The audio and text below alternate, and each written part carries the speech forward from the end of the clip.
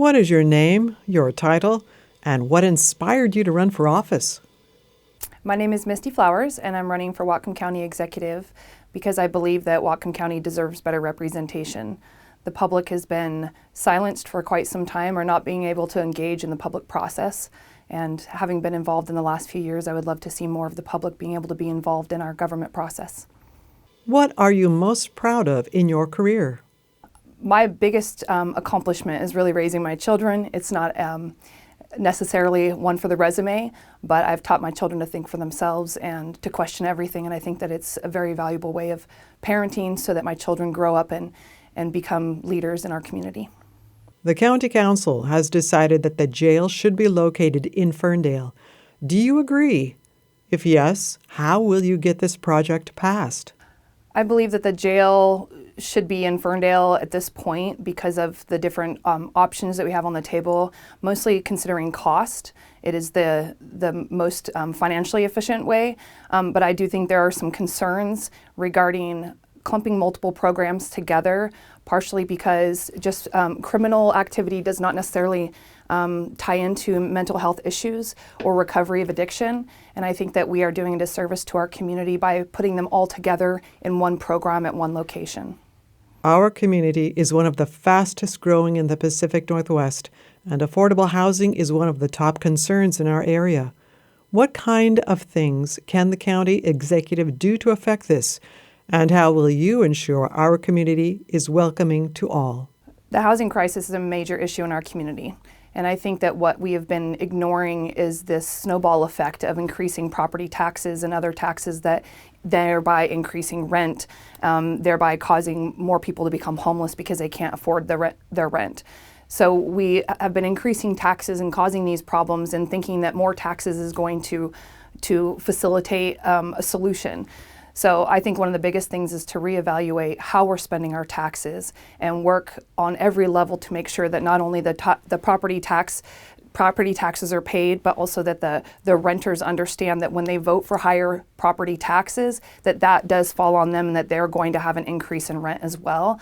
I think that we need a lot more options on the table as far as people having a variety of ways of finding housing. And right now, there is a huge boom in people increasing the rent, partially because of property taxes, but also because there are people that are used to a higher cost of living from outside of the area moving in because it's cheaper here than where they're at. But it's pushing a lot of people that have long time been Whatcom residents out of the area because it's no longer sustainable. In the last 3 years, the health department has nearly doubled in size and dramatically expanded its scope. This has led to some complex administrative challenges. For instance, the department has had a turnover rate of over 50%. Have we expanded the health department due to the pandemic, or is this the new normal? How will you set that department up for success? I think that there has been a huge expansion because of the last 3 years and the funding coming in for that through ARPA funds. But at this point, that funding for the emergency order is over, and we need to reevaluate how we are spending that money.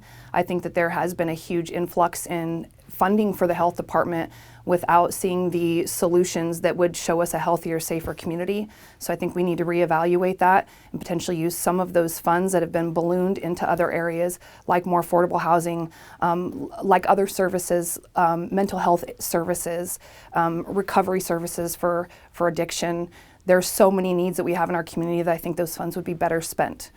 And I do think that the health department obviously has a place in our community, but I think that they need to refocus their priorities on their job of making sure that the public is safe and healthy across the board and really do their job working with the government and with the public to make sure that those needs are met. Right now, the county and the small cities are having a vigorous debate around their urban growth areas as they attempt to accommodate the growing population squeezed out of Bellingham. What will you do to navigate this dispute? Well, in talking to the public, a lot of the issues that come up tend to evolve around the long time in trying to permit, figuring out how to get a permit, whether they will get approved for a permit or not. So I think that needs to be more streamlined so the public is aware of what their options are and also what their obligations are if they're going to be building. And I definitely, sorry, I drew a blank there. But I think this is a big issue, and it does require a lot of different voices at the table, including the public engagement on that. There are a lot of different tools to tackle homelessness, but we don't have endless funding. What do you think is the most effective tool deserving county support? What is your top priority for tackling homelessness? Well, again, I think homelessness does snowball from people not being able to afford to live in housing in our community. But I have also been looking at some of the programs that we offer in our community through Opportunity Council and other programs of wraparound services.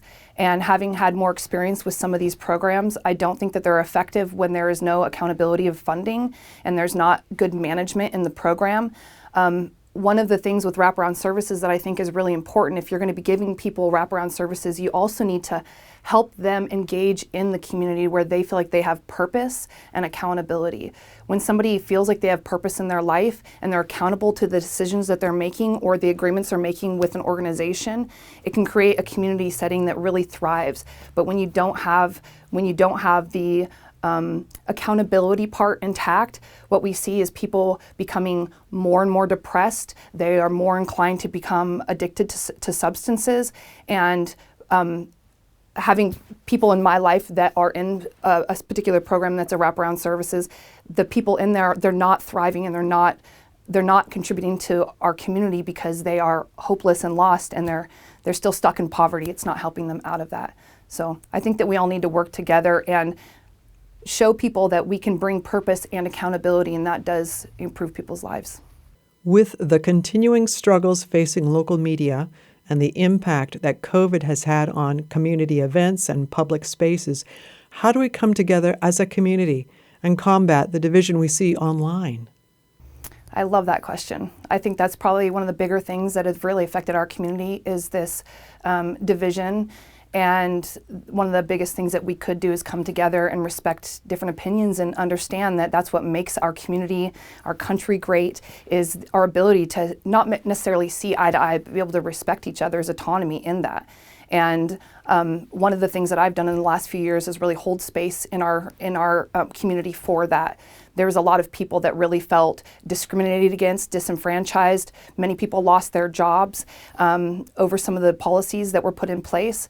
And one of the things that I've done as a leader in our community is really hold space for people with opposing opinions being able to communicate together and come to the table and to our government officials locally and really engage in the process.